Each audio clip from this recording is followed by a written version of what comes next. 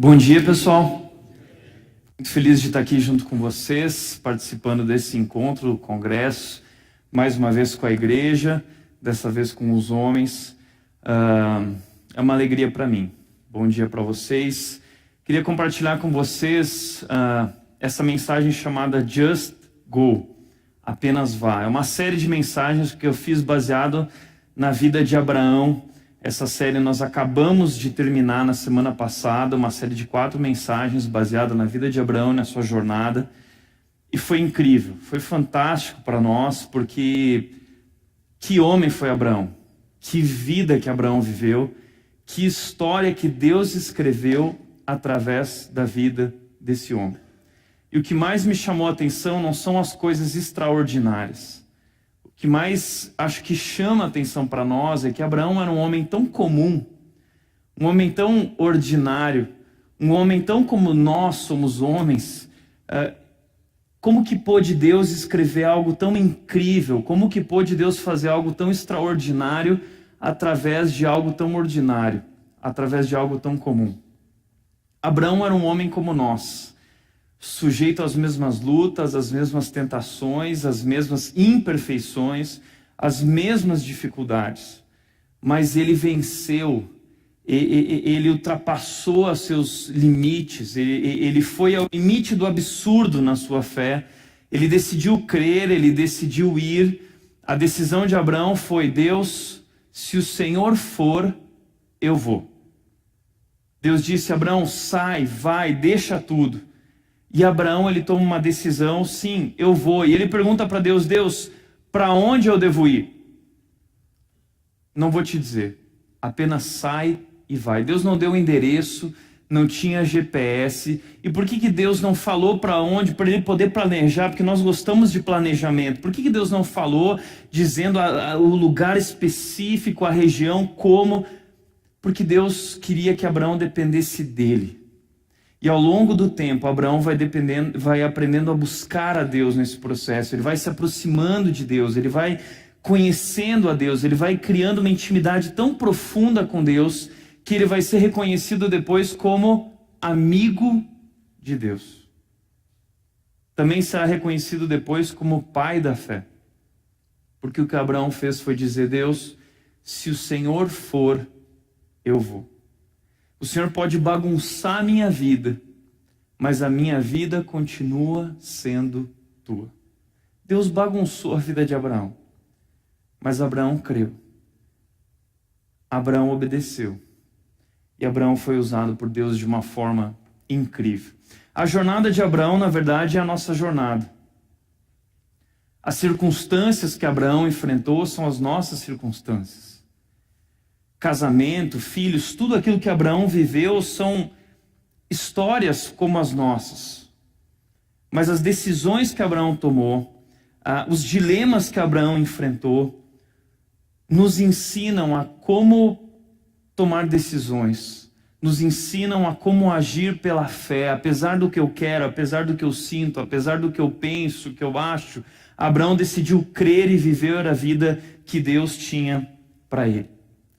Mas hoje eu quero falar sobre algo ainda mais especial nessa série, que foi a última parte da série, que eu chamei de Um Legado para os Filhos. Quero falar sobre legado na vida de Abraão, porque Abraão viveu muita coisa, mas no final da sua vida, ele planejou o que ele queria deixar para a vida do seu filho Isaac. E eu acredito que nós, como homens, seja você jovem ou já um homem mais velho, com filhos ou sem filhos, todos nós precisamos pensar desde já sobre esse assunto, porque um legado é algo extremamente importante.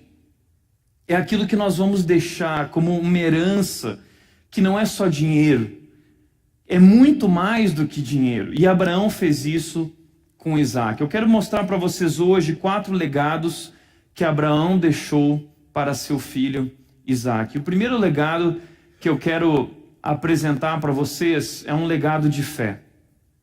Ensinar os filhos a amar a Deus. Foi isso que Abraão fez com Isaac. O primeiro e o maior legado que Abraão deixou com Isaac foi um legado de fé.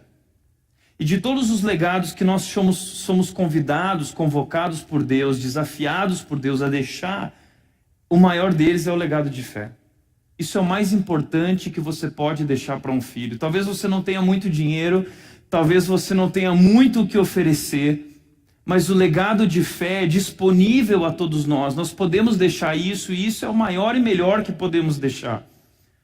O texto de Gênesis, capítulo 22, versículos 9 a 10, mostra para nós o momento em que Abraão deixou a maior lição de fé para a vida do seu filho. O texto diz: quando chegaram ao lugar que Deus lhe havia indicado, Deus pediu para Abraão sacrificar o seu filho.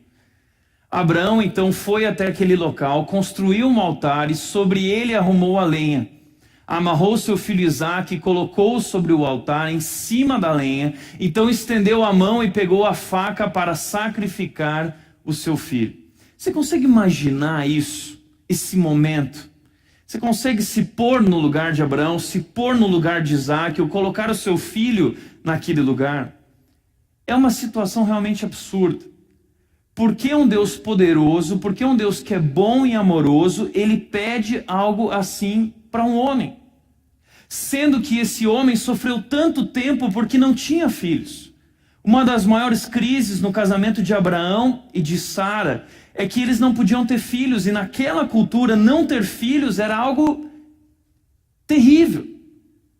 E Abraão sofreu durante tantos anos, até que um dia Deus disse: sai e vai, porque eu vou te dar um filho, eu vou te dar uma herança. E Abraão então esperou 25 anos para Deus responder dando um filho. Muitas vezes nós cobramos de Deus: puxa, Deus está demorando, Deus está atrasado. Deus demorou 25 anos, eles sofreram tanto nesse processo.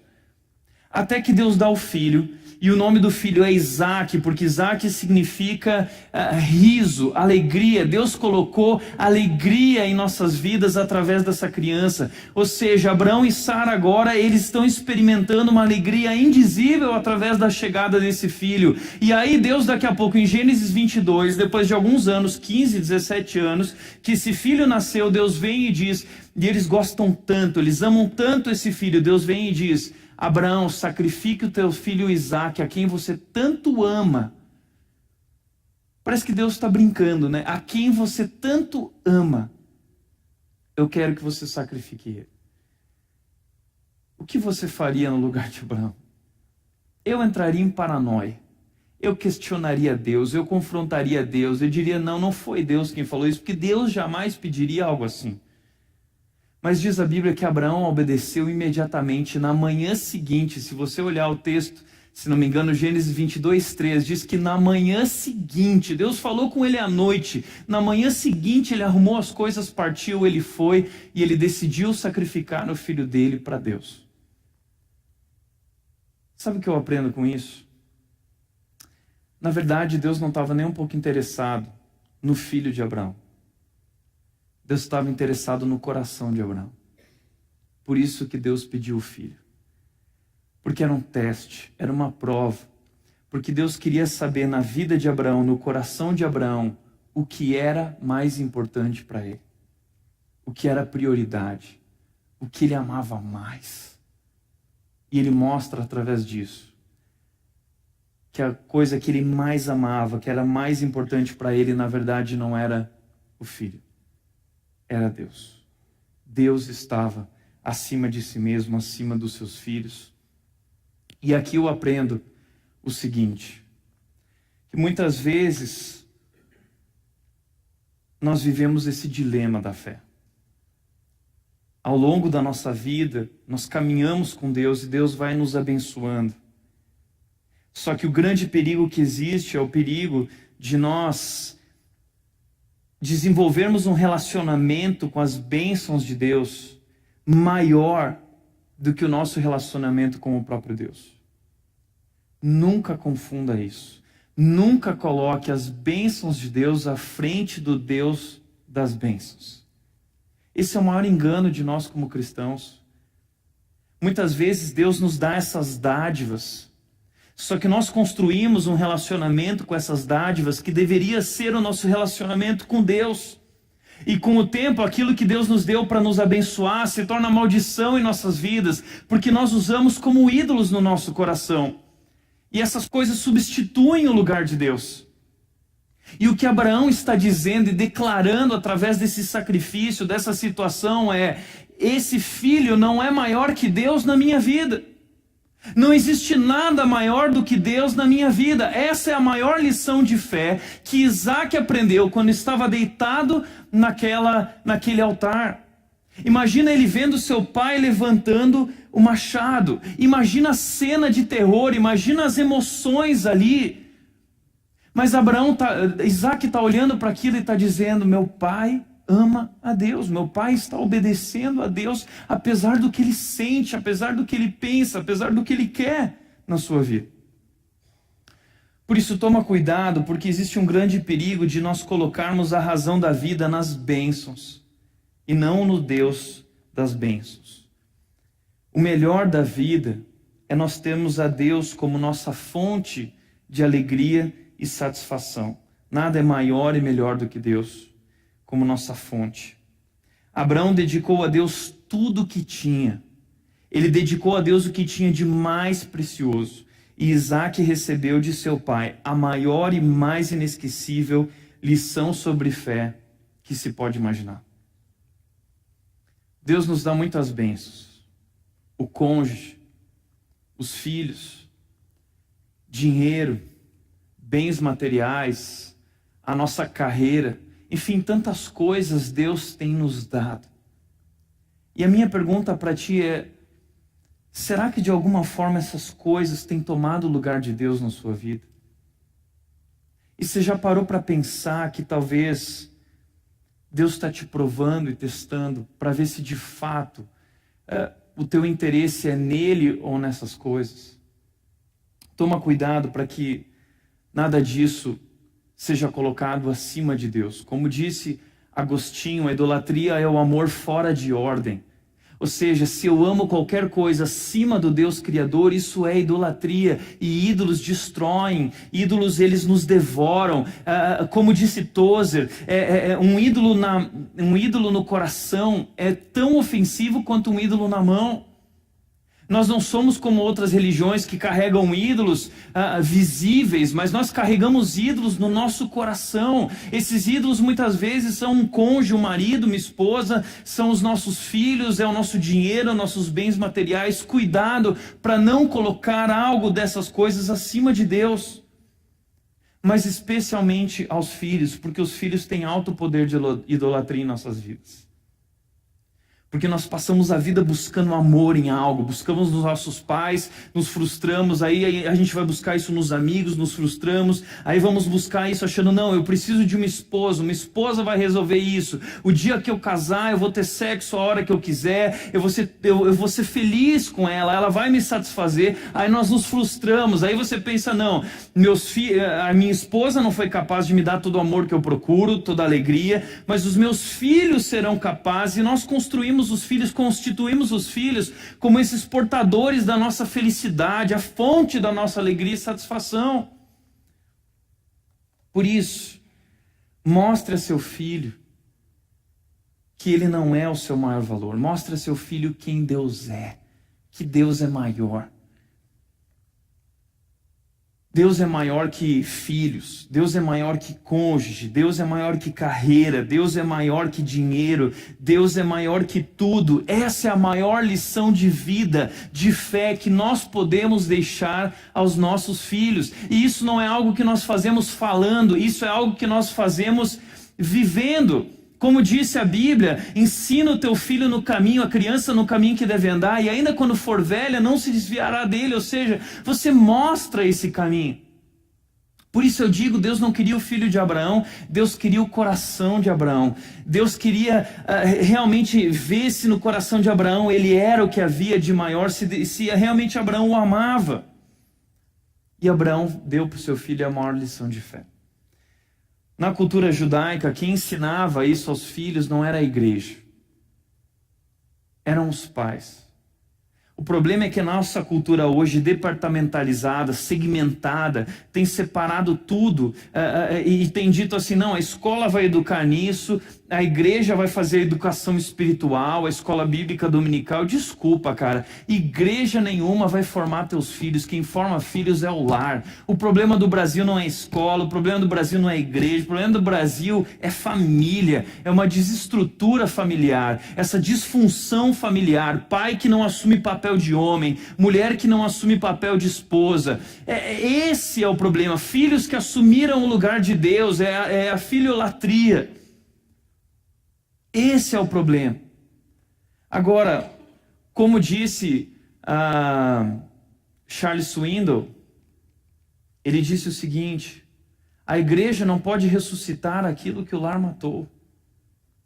É claro que a igreja vai investir, os líderes vão trabalhar, vão educar, vão ensinar, mas se dentro de casa o seu filho não aprendeu a amar a Deus, é muito provável que você crie problemas sérios na vida do teu filho. Por isso a minha dica para vocês é, em primeiro lugar, ensine seu filho a orar. Quem ensina o filho a orar não é igreja. Quem ensina o filho a orar são os pais. Ore com seus filhos. Ensine eles a orar. Pratique a oração dentro de casa. O que eu tenho visto em igrejas, que o que acontece é o seguinte, chega na reunião de oração, fica aquele clima chato, porque ninguém quer orar. Tá com vergonha, aí fica lá, ai, por favor, alguém ora, alguém ora, alguém ora, alguém ora. Aí alguém começa a orar, orou. Aí termina a oração, entra o desespero de novo. Ou quando eu vou pedir para alguém orar aqui, aí todo mundo já começa a fazer assim, ó. Baixa a cabeça. Sabe o que é isso? É gente que não ora em casa. Ensina teu filho a orar dentro de casa, ora junto com eles. Isso não é papel da igreja, isso é papel seu. Como pai, ensinar o seu filho a orar. A gente precisa resgatar isso. São lições de fé. Isso são lições de fé, é o maior legado que você pode deixar a um filho. E isso é essencial na vida dele. O maior legado que você pode dar a um filho é ensiná-lo a amar a Deus. Eu vejo os pais preocupados com a educação. Não, eu tenho que pagar a melhor escola para o meu filho. Eu tenho que pagar inglês, eu tenho que investir no intercâmbio, eu tenho que investir nisso. Cara, posso falar uma coisa? O mais importante é ensinar os filhos a amar a Deus. É o melhor método. Nós ficamos procurando, não, que método essa escola usa. Cara, o melhor método para os filhos é ensiná-los a amar a Deus. É barato, mas ele é incrível. Seu filho pode estudar em escola pública, mas se ele aprender a amar a Deus, ele vai ser um grande homem. Ele vai viver uma vida extraordinária. Por isso, em primeiro lugar, deixe esse legado de fé ensinando seu filho a orar. Ensine também seu filho a ler a Bíblia. Leia a Bíblia com ele. Aprenda a ler a Bíblia. Aprenda a manusear a Bíblia para que você possa ensinar o seu filho a manusear a Bíblia. Quem me ensinou isso não foi a igreja. Quem me ensinou isso foi meu pai, que sentava na minha cama ainda quando eu era criança e lia as histórias bíblicas junto comigo. Ele é o melhor momento da minha vida, quando eu deitava na minha cama e meu pai vinha contar as histórias de Davi, porque eu só pedia para o meu pai, pai, eu quero as histórias de Davi, pai, eu quero as histórias de Davi. Até hoje, Davi marca a minha vida. Ensine seu filho a valorizar a Bíblia. Ensine seu filho o quão importante a Bíblia é, o quão valorosa ela é, o quão sábia ela é, para que seu filho ame a palavra de Deus. Porque a Bíblia diz que se ele buscar a sabedoria da palavra, ele será mais sábio que os sábios. É o que Davi diz. Ensine seu filho a adorar a Deus. Recentemente minha esposa foi lá para o sul comigo e minha mãe botou umas fitas de VHS antigas da minha infância e eu relembrei algumas coisas que aconteciam na minha vida quando nós fazíamos cultinho doméstico em casa e nós começávamos a cantar as musiquinhas, eu sentadinho no sofá, cantando as musiquinhas, adorando a Deus no sofá, meu irmão sentado do lado, já mais adolescente com aquela cara de... e minha irmãzinha no chão, bebezinha ainda, mas ensinando os filhos a adorar a Deus dentro de casa. Você quer que seu filho cante essas músicas? Você quer que seu filho realmente viva tudo isso? Ensine seu filho a adorar a Deus em casa. Ensine seus filhos a serem generosos. Você quer que ele dê o dízimo, você quer que ele oferte, você quer que ele seja uma pessoa generosa na vida. Abraão, uma das mensagens que eu fiz nessa série foi uma série sobre a generosidade de Abraão. Ele foi um homem incrível, extremamente rico, mas não apegado ao dinheiro. Não seja apegado ao dinheiro. Ensine seu filho o desapego. Ensine seu filho a servir. Ensine seu filho a ser generoso e misericordioso, como Abraão ensinou a Isaac. Ensine também seu filho a ir à igreja. Muitos pais às vezes chegam para mim e falam assim: Tiago, mas meu filho não quer ir na igreja. E eu viro e falo assim: mas ele tem opção? Meu pai nunca me deu opção. Ele me tirava na cama na marra, ele vinha me arrastando até a igreja, o bicho pegava, era a Terceira Guerra Mundial. Tinha que ir para a igreja. Até o dia que indo, ensinando a criança no caminho em que deve andar, eu comecei a me apaixonar por aquilo. E eu decidi ser pastor. E hoje eu vivo dentro de igreja, não saio mais de dentro da igreja. Hoje em dia tem que me tirar de dentro da igreja. Minha esposa fica me tirando de dentro da igreja às vezes. Porque eu aprendi a amar isso. Ensine seu filho a amar a igreja, ensine seu filho a amar ser generoso, ensine seu filho a amar adorar a Deus, a amar a palavra de Deus, a amar estar com Deus intimamente. São lições de fé. E dessa maneira nós ensinamos os filhos a amar a Deus. Esse foi o maior legado de fé, o legado que meu pai me deixou, um legado de fé. Eu lembro que na minha época de criança, na minha infância, eu estudava numa escola pública e naquela escola meus colegas, todos os pais tinham carrões lindos e o meu pai tinha um carro velho. Eu lembro que lá na escola chegavam os carros dos pais dos meus colegas e era tudo Monza, sabe? Chegava um Monza assim, eu ficava olhando para aquilo, nossa, que animal. Aí chegava meu pai de Corcel, aquele velhinho assim, eu ficava morrendo de vergonha, saia correndo, entrava no carro, vai logo pai, vai logo, né? Ficava morrendo de vergonha, coisa boba de criança. E um dia meu pai ganhou um dinheiro, uma espécie de herança, e a gente ficou tudo alegre e tal, atiçado. Agora sim, meu pai vai comprar um Monza, ou logo mais saiu o Ômega, agora ele vai comprar um Ômega. Meu pai pegou todo o dinheiro e investiu num curso de seminário no Palavra da Vida no CTL. Sendo que nós morávamos no Rio Grande do Sul, e meu pai a cada 15 dias... um sábado sim, um sábado não, ele pegava um ônibus na rodoviária de Novo Hamburgo, andava 20 horas de ônibus durante a madrugada na sexta, para chegar sábado de manhã em São Paulo, ir para Atibaia, estudar o dia inteiro, pegar um ônibus de volta para o Tietê, para pegar mais 20 horas para o Rio Grande do Sul. 3 anos da vida dele, um sábado sim, um sábado não, todo o dinheiro investido nisso. Um dia meu pai me chamou para ir junto com ele nessa viagem, e aquilo marcou a minha vida. Porque no caminho meu pai ia lendo a Bíblia, meu pai ia fazendo os exercícios, estudando, e eu ia olhando para aquilo. Quando eu cheguei naquele lugar, todos aqueles homens estudando a Bíblia, com a Bíblia aqui, valorizando aquilo como se aquilo fosse algo mais importante da vida deles. Aí então aquilo despertou no meu coração isso. Meu pai ama Deus. Meu pai investiu todo o dinheiro dele para conhecer mais desse Deus. Meu pai usou todo o dinheiro que ele tem para aprender mais desse Deus, para poder servir esse Deus dentro do seu lar e na sua igreja. Isso é lição de fé. Isso é amar a Deus acima de todas as coisas. Você investe tudo o que tem e você mostra para o seu filho que ele deve investir tudo o que tem para buscar esse Deus, para amar esse Deus, para servir esse Deus. Posso te falar uma coisa? Daqui a 10, 15, 20 anos não vai fazer a mínima diferença na vida dos teus filhos a TV que você tem hoje grandona, que você assiste jogo de futebol, ou o carro que você tem hoje. Isso não vai fazer diferença na vida deles. O que faz diferença é ensiná-los a amar a Deus. E o quanto você investiu da sua vida, do seu tempo e dos seus recursos para amar esse Deus. Segundo legado que Abraão deixou foi um legado de amor. Ensine aos filhos o valor do casamento. Ensine aos filhos o valor do casamento. Diz o texto, Gênesis 23:1, Sara viveu 127 anos, 127 anos, e morreu em Kiriat Arba, que é Hebron, em Canaã, e Abraão foi lamentar e chorar por ela. Estudiosos dizem que é muito provável que Abraão e Sara completaram 112 anos de casamento. 112 anos de casamento. Ou seja, Abraão e Sara comemoraram bodas de madeira, que são 5 anos de casamento, estanho, 10, cristal, 15 anos, porcelana, bodas de prata, 25 anos, que eu também comemorei já com os meus pais, pérola, coral, rubi, safira, bodas de ouro, 50 anos, esmeralda, diamante, que é 60 anos. Eles devem ter comemorado bodas de platina, bodas de vinho, que são 70 anos, brilhante, que são 75 anos. Deve ter comemorado também bodas de titânio, bodas de criptonita, bodas de tudo que você imaginar de bodas que existe no planeta, outras que nem existe o nome ainda. Abraão e Sara completaram.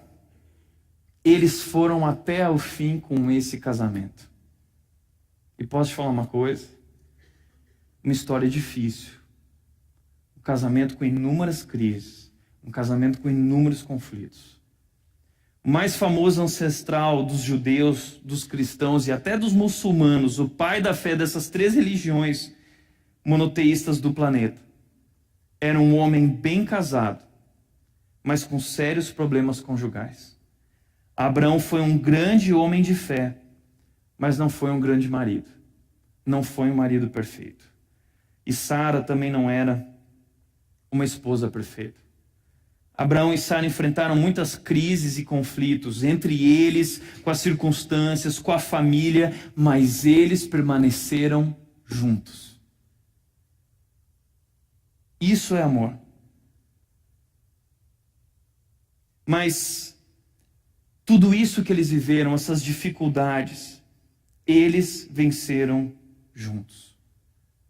Eu não sei se você sabe, mas por 2 vezes Abraão fez um acordo com Sara, dizendo: olha, estamos indo para o Egito, estamos indo para cá, tem um faraó aqui, esse faraó, se ele descobrir que você é minha esposa, você é tão bonita que ele vai querer me matar para ficar com você. Então diga que você é minha irmã. Isso era uma meia-verdade.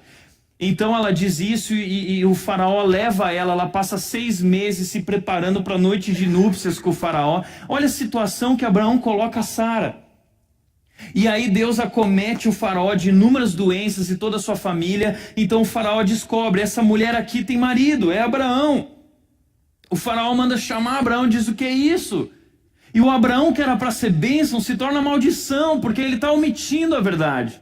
Porque ele não está se posicionando como homem, como aquele que Deus havia prometido que ia proteger. E aí então, imagina no coração de Sara, das nossas mulheres, quando a gente é banana e não se posiciona, imagina o que começa a se passar no coração dela. Isso não aconteceu uma vez, isso aconteceu 2 vezes, o mesmo erro. Depois Sara, que não conseguia ter filhos, era estéril e devia estar vivendo uma pressão gigantesca, fala: então vai lá ter relações com Agar. E aí Abraão vai lá ter relações com Agar. Que dificuldade, eu vou ter relações com Agar, porque a minha esposa mandou. Ele tem relações com Agar, nasce Ismael. Isso começa a trazer um problema sério para o relacionamento de Sara e Abraão, por causa de Agar, por causa de Ismael. Outra crise gigantesca no casamento. Ou seja, o que nós temos aqui agora é uma mulher amargurada, guardando mágoa por causa da falta de posicionamento e liderança do marido. Esse é o retrato de muitos casamentos. Maridos que não se posicionam como deveriam, que não valorizam suas esposas, que colocam suas esposas em situações constrangedoras, que não lideram os seus lares, que não tomam coragem e ousadia para obedecer a Deus, não importa o que aconteça. E esposas que se sentem feridas e ao longo do tempo e dos anos vão guardando mágoa. É o retrato de nossos casamentos. Maridos muitas vezes bananas que não se posicionam como deveriam, são omissos, que não lideram. Esposas que com o tempo vão guardando mágoa e vão se ferindo com essas atitudes e também vão errando ao longo do processo. Mas eles foram até o fim. Eles foram até o fim. Porque hoje, diante de crises muito menores, qual é a nossa primeira ideia? Divórcio. Não está dando certo. Acabou o amor. Acabou a química. O que é o amor? Que amor é esse que o mundo está ensinando? Que hoje para o mundo o amor é essa química absurda, é esse sentimento forte, é esse boom, é aquele negócio que mexe dentro da gente, aquele amor à primeira vista, é uma paixão. Esse amor é um amor muito líquido, é um pseudo-amor, é um amor que não tem consistência. É o amor do que seja eterno enquanto durar. As pessoas casam em nome do amor e se separam em nome do amor, dizendo: eu casei porque amava, agora eu estou separando porque eu não amo mais. Então o que é o amor? Isso é o amor. É o que diz sobre Jesus: tendo-os amado, amou-os até o fim. Nós temos a ideia errada de amor. 1 Coríntios 13, versículos 7 ou 8 diz: o amor tudo sofre, tudo crê, tudo espera, tudo suporta. A ideia do texto grego ali é que o amor, ele cria um telhado, uma cobertura, que pode vir o que for, pode vir qualquer tempestade, pode vir vento, eu continuo ali debaixo, eu estou protegido, porque o amor suporta todo tipo de pressão e sofrimento. Também traz a ideia desse versículo de alguém que tudo espera, é alguém que continua no lugar, tudo suporta porque pode vir sobre ele o que for, ele não sai do lugar. O amor suporta o que for, o amor enfrenta o que for. Essa história de que casaram e foram felizes para sempre não existe. A frase é linda, mas ela não é verdadeira. Combina com os desenhos da Disney, mas não com a vida real. A felicidade não é algo que acontece no casamento. Um grande amor não é algo que simplesmente acontece ou é instantâneo no casamento. Ele é construído com muita renúncia e sacrifício. Isso é amor. Isso é amor. É sacrifício.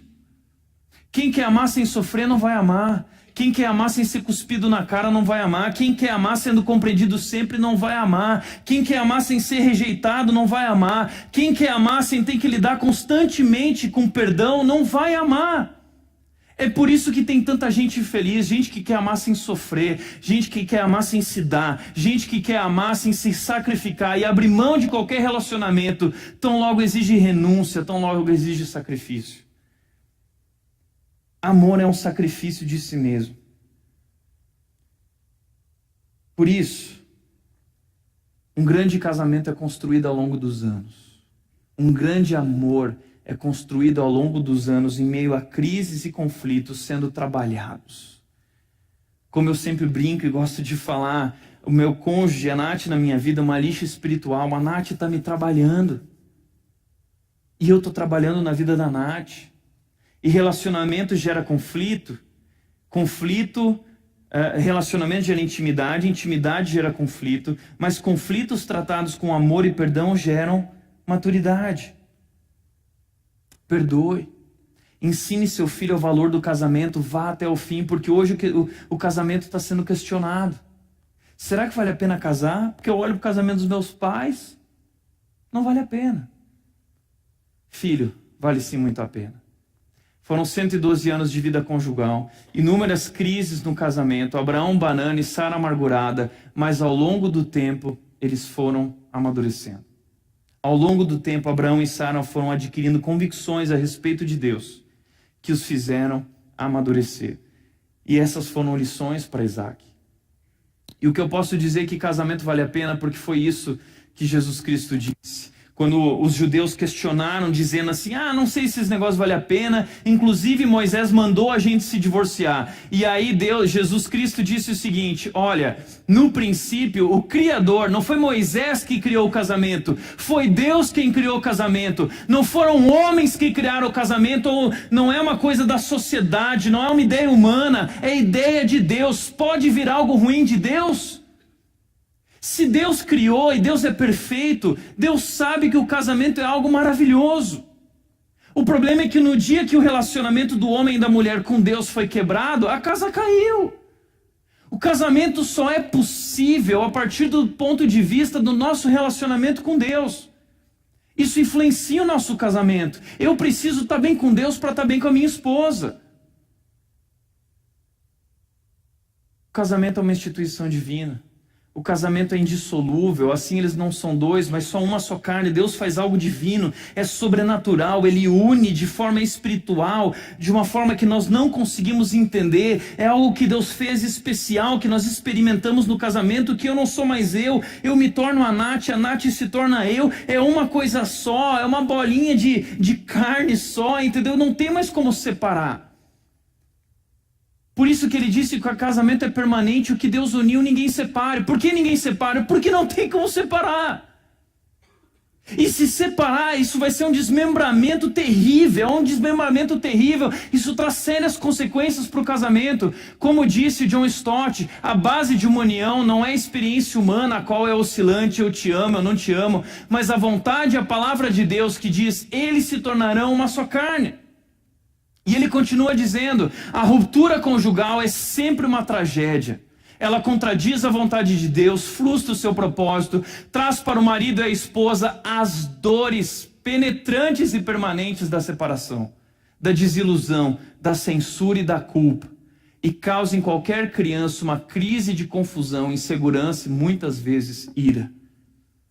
Quer deixar um legado para os filhos? Lute pelo seu casamento, lute pela mãe deles, lute pela esposa deles. Você não tem uma aliança com os teus filhos, você tem uma aliança com a tua esposa. Valorize essa aliança diante de Deus, mostre ao seu filho o valor do casamento, lute por isso, essa é a sua maior batalha. Deus colocou essa mulher na tua vida, na tua mão, na tua família, lute por ela, ame ela.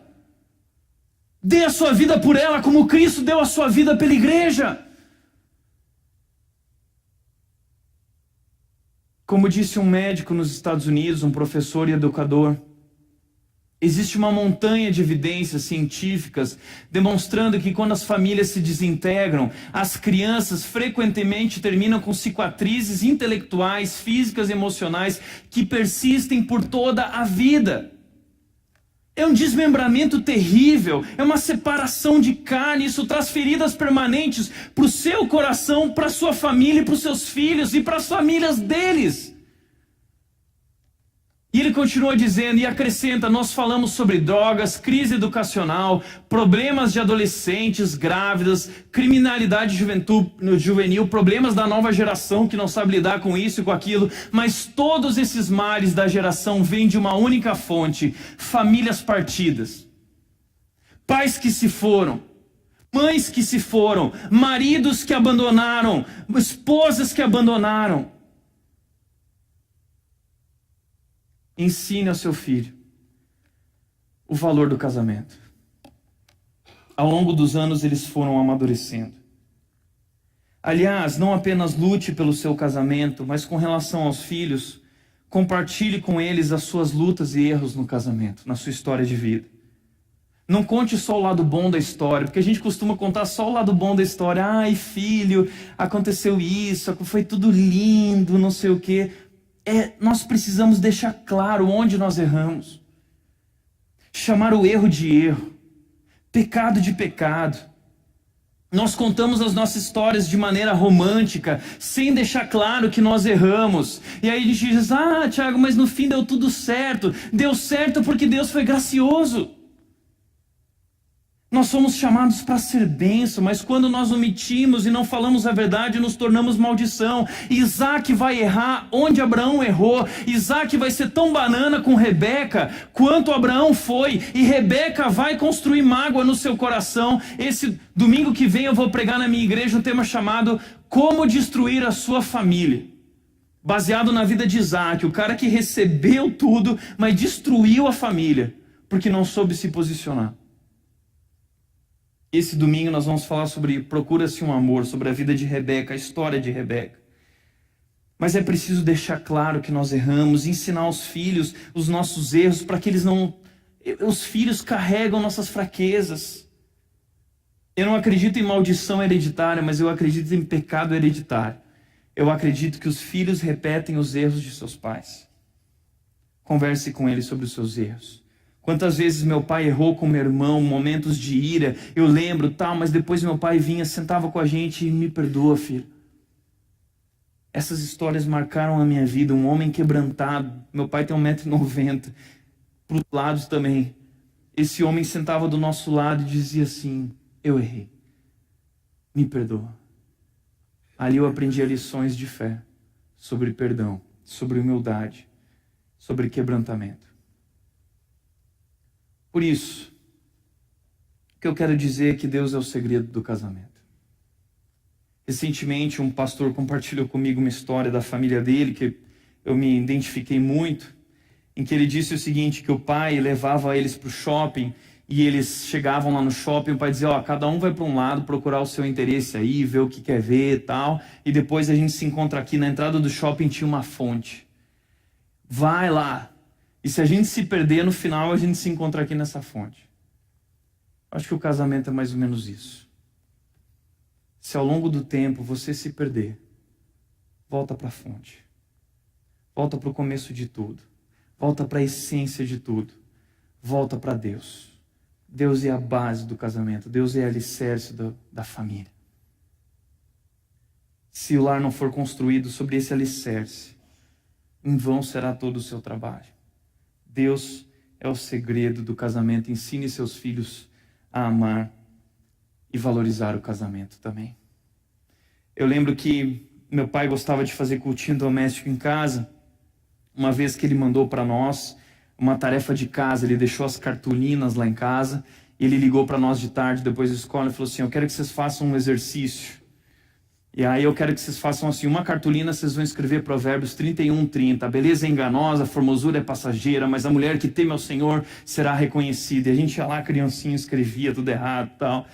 E aí vocês também vão fazer uma coroa com a cartolina e vocês vão fazer um cedro. A gente achou aquilo o máximo, ficamos preparando, chegou a noite, o carro do meu pai chegou, a gente estava ansioso, a gente comeu, tal, não sei o que. Aí meu pai chamou todo mundo, agora vamos para a sala. A gente ficou os 3 filhos no corredorzinho escondido, meu pai na sala. Aí ele falou assim, Margarete, que é minha mãe, pode entrar agora aqui, nós queremos te coroar como a rainha do nosso lar, então senta aqui no trono, por favor. Minha mãe entrou, sentou no trono, que era o sofá de casa, na sala.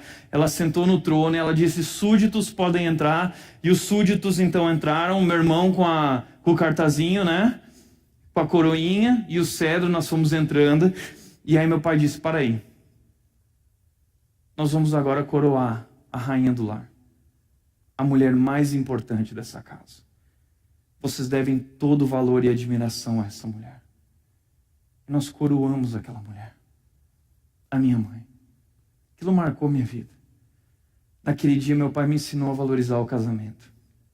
Me ensinou a amar minha esposa. E me ensinou que ela é a parte mais importante do nosso lar.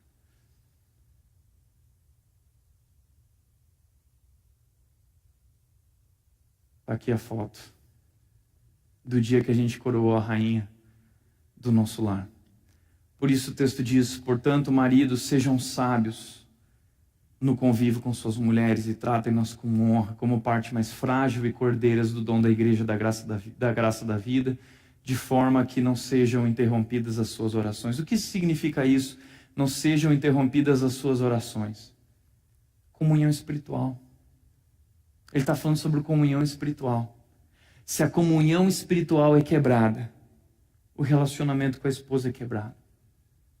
A comunhão espiritual com Deus é o segredo do casamento. Terceiro legado de fé, vamos correr porque eu tenho que encerrar, é o legado familiar. Guiar os filhos na escolha do cônjuge.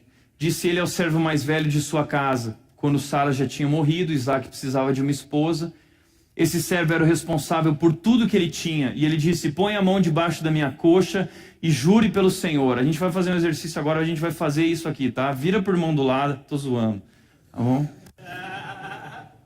O Deus dos céus e o Deus da terra, que não buscará mulher para meu filho entre as filhas dos cananeus, no meio dos quais estou vivendo, mas irá à minha terra e buscará entre os meus parentes uma mulher para o meu filho Isaque. O que eu apelo aqui são 3 coisas. Primeiro, a escolha do cônjuge para um filho para Isaque foi um assunto de alta prioridade para Abraão.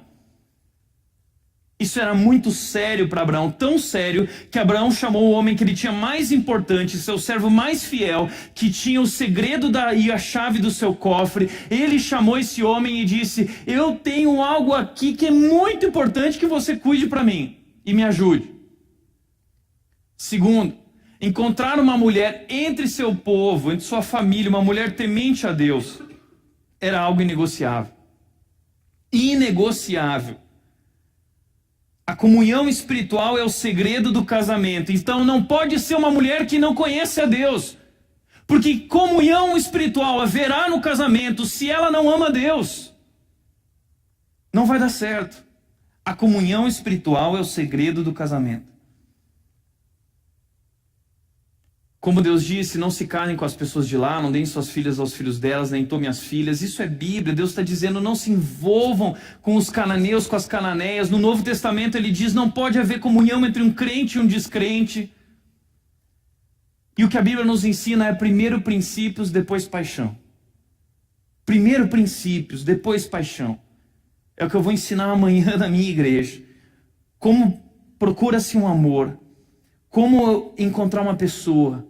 Como é esse processo de encontrar essa pessoa. A gente vai estudar essa história de Rebeca. A gente não tem tempo para falar isso aqui. Se você quiser, você acompanha depois os áudios da série Just Go e dessas outras mensagens. Mas hoje a gente coloca a paixão primeiro e depois os princípios. A gente tenta encaixar. É por isso que dá tão errado. Hoje em dia quem escolhe são os filhos.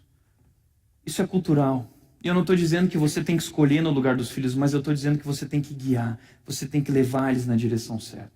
Ajude seus filhos nessa decisão, porque os filhos são tão nécios, os filhos são tão levados pelo coração. O coração é enganoso. A Bíblia diz isso, Jeremias 17:9. A beleza é enganosa, Provérbios 31:30. Ensina isso para os teus filhos, os cuidados com o coração, os cuidados com o olhar. Não se deixe levar por essas coisas. Primeiro princípios, depois paixão. Guie os filhos. Porque se tem muito pai, mas meu filho está apaixonado, o que eu posso fazer? O coração dele quer. Pois é, cara, se meus pais fossem dizer sim para todas as paixões da minha vida, eu me apaixonei pela primeira vez quando eu estava no pré, pela professora do jardim, do pré. Eu lembro que tinha sonhos com a professora de maiô. Eu ficava passando protetor. Eu lembro disso, eu era criança. Safado desde criança. Eu nunca esqueço quando o Ari Veloso chegou diante de toda a CEPAL e ele virou para todo mundo e falou o seguinte: tenho quase 80 anos de idade, mas eu ainda luto com pensamentos impuros. Aí toda a CEPAL assim, ó. 2.000 pastores olhando apavorado. Aí ele virou para os pastores e disse o seguinte: e não adianta me olhar com essa cara de assustados, porque eu sei que vocês são tão safados quanto eu. Eu sei que vocês são tão safados quanto eu. Você sabe do que eu estou falando. A dificuldade que a gente tem com as mulheres que passam na nossa frente. Converse sobre isso com teus filhos, sobre essas dificuldades, sobre a paixão, sobre o coração, sobre o olhar, e guie o seu filho, ajude ele a ir na direção da mulher certa e não a mulher errada. Uma mulher que ame a Deus. Sabe por quê? Porque tem pesquisas que dizem que após os 60 anos de idade, a alegria e felicidade não está na quantidade de dinheiro que você tem, ou no sucesso profissional, ou na quantidade de bens. A alegria depois dos 60 anos de idade está na família. Filhos e os filhos dos filhos. Recentemente estive com um pastor famoso, o Ed René. Eu estava perguntando para ele sobre as batalhas que ele tem enfrentado por aí, por causa das besteiras que às vezes ele fala. E ele disse assim: Tiago, eu não estou nem aí. Porque meu neto nasceu. Eu só penso no meu neto. Quando os netos chegam, eu vi isso na vida dos meus pais. Acabou a vida para eles, a vida deles são os netos. Sabe o que isso significa? Que a principal fonte de felicidade na sua vida após os 60 anos de idade serão os relacionamentos familiares estáveis e aquecidos na sua vida. Filhos que voltam para casa aos domingos com suas noras, genros e netos brincando no Natal, no aniversário. Você já parou para pensar que a escolha do cônjuge do seu filho vai determinar o grau da sua felicidade? Pois é, Abraão cuidou disso para Isaac, mas Isaac não cuidou disso para Esaú. Diz a Bíblia que Esaú casou com mulheres cananeias que não amavam a Deus e elas amargaram a vida de Isaac e de Rebeca. Isso pode amargar o seu futuro.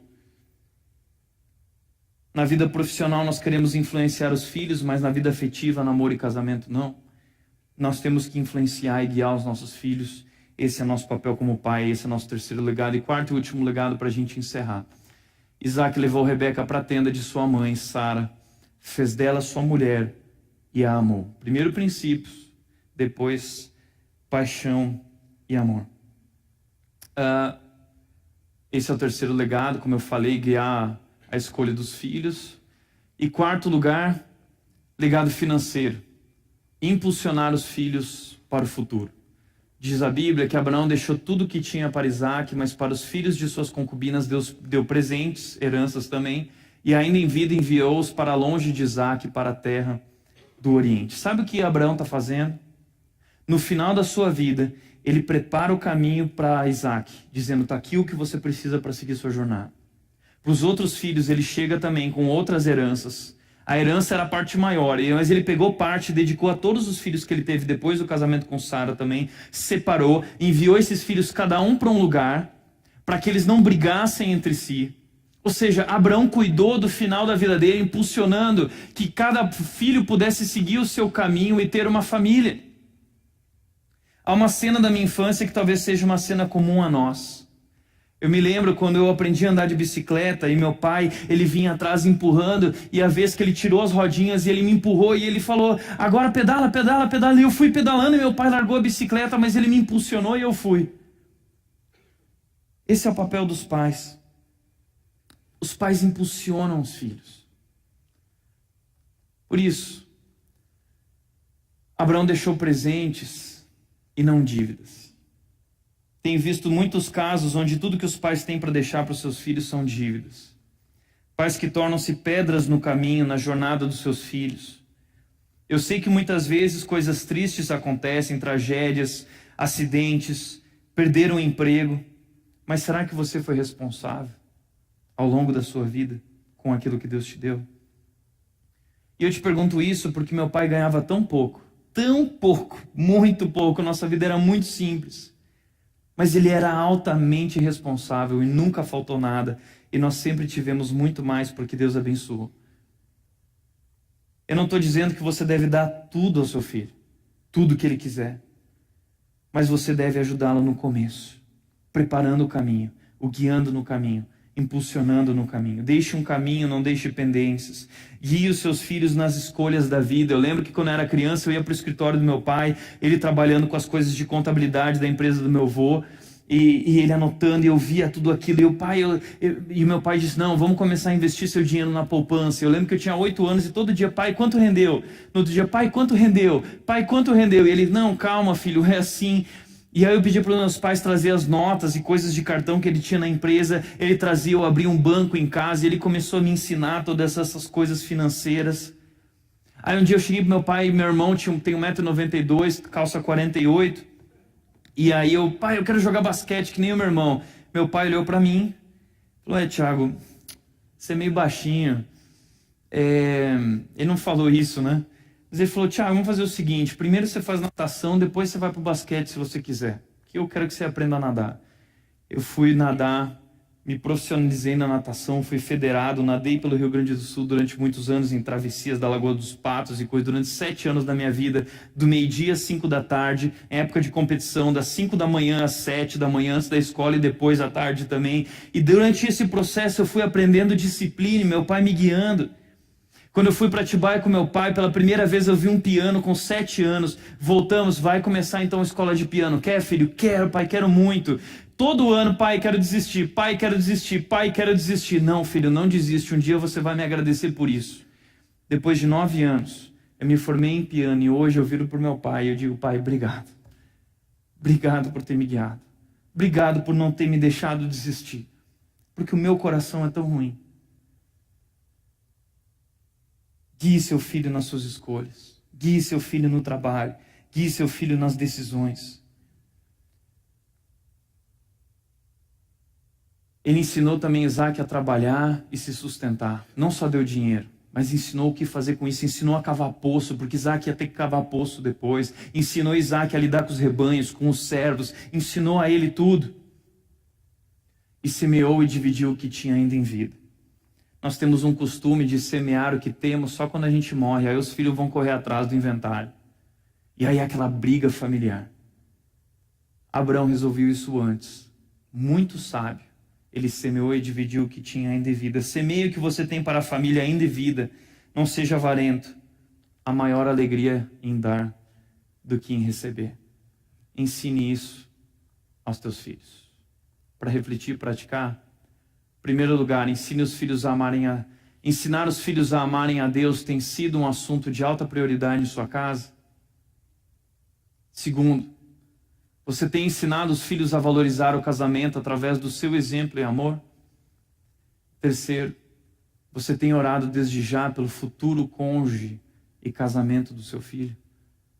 Tem orado desde já? Esse é o nosso legado. Feche os teus olhos.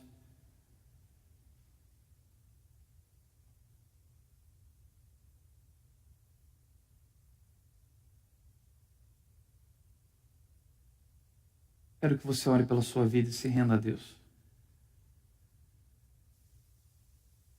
Nossa responsabilidade é muito grande. A de Abraão também era. Um homem comum. Um homem imperfeito.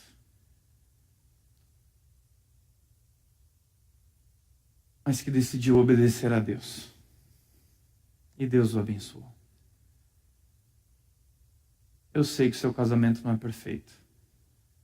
Sei que você deve ter muitas lutas no teu coração. Sei que você já deve ter errado muito até aqui. Eu quero dizer para você é que Abraão errou muito mais. Tanto quanto você. Mas Deus transformou a vida deles, dessa família. Deus os abençoou. Deus é o segredo de tudo isso. Busque a Deus agora. Se renda, se entregue. Seu casamento, sua família, seus filhos, seu trabalho, sua carreira. Coloque tudo agora naquele altar. Diante do Deus das bênçãos. Coloque as bênçãos lá. Porque se Ele não for o Deus das bênçãos, sempre à frente das bênçãos, as bênçãos se tornam maldições. Pai, eu oro e agradeço pela vida de cada homem aqui. Que o Senhor transforme as nossas vidas. Que o Senhor nos guie. Que o Senhor nos ajude a corrigir os nossos erros. Que o Senhor transforme as nossas vidas, nossos corações, nossas famílias. Que o Senhor nos ajude a deixar um grande legado para os filhos e para as próximas gerações. Legados de fé, de amor, de família. É isso que nós oramos, Pai. Em nome de Jesus. Nos usa, nos guarda, nos guia. Em nome de Jesus. Amém.